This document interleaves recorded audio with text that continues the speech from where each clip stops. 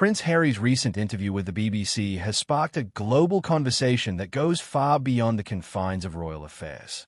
It has touched upon deeper, broader themes involving family dynamics, media manipulation, and the complexities of public image in the digital age. The interview, which took place shortly after a significant court ruling concerning his security detail, presented a jarring juxtaposition of emotional vulnerability and strategic miscalculation. As Harry bayed his emotions to the public, he inadvertently invited further scrutiny into the contradictions within his narrative. The interview, conducted hastily after the UK High Court's ruling regarding Harry's taxpayer-funded security, felt both raw and calculated.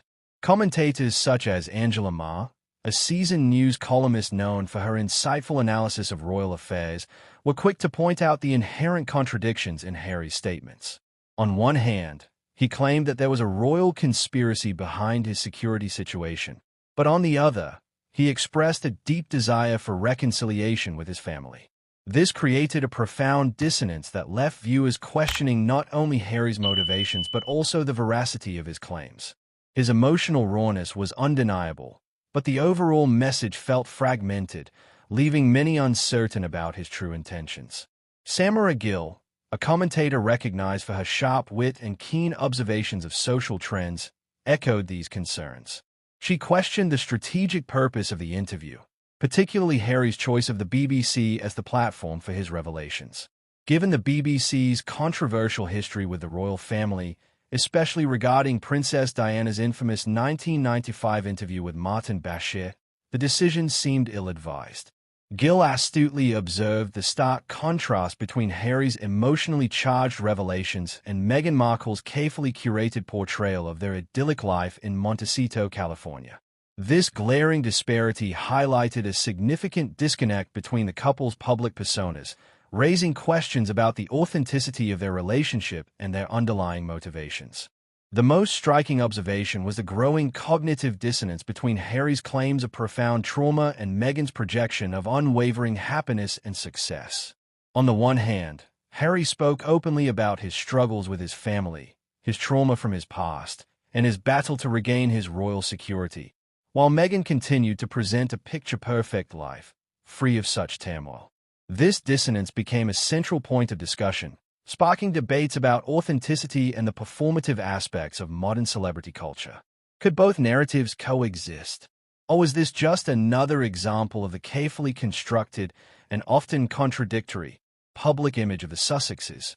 Angela Ma's analysis took a psychological turn as she suggested that Harry's behavior might stem from unresolved trauma, potentially leading him to engage in patterns of self-destructive behavior.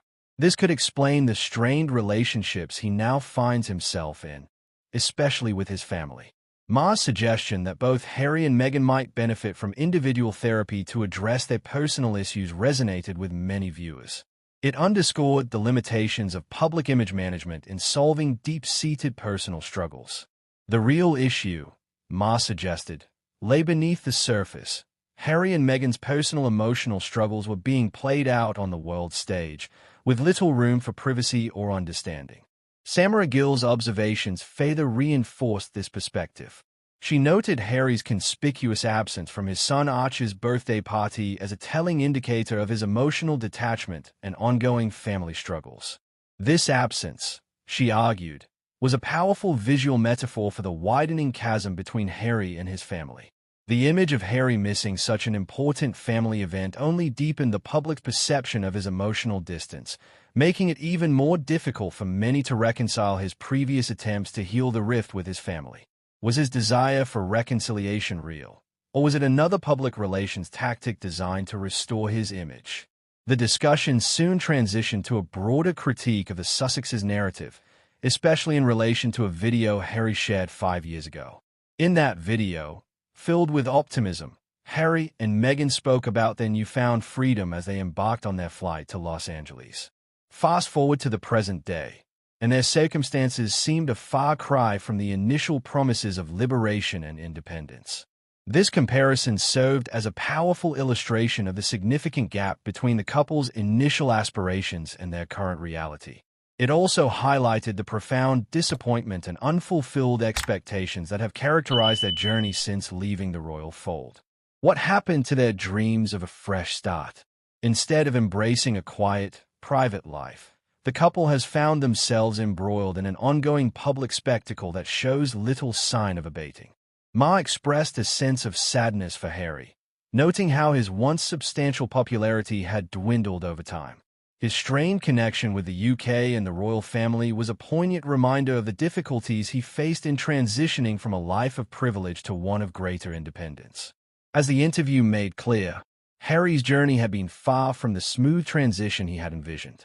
His quest for autonomy, free from royal constraints, seemed to have instead led him into an even more complicated and fractured existence. As Ma pointed out, the complexity of fame, legacy, and the challenges of transitioning out of such a privileged position were far more difficult than Harry had likely anticipated.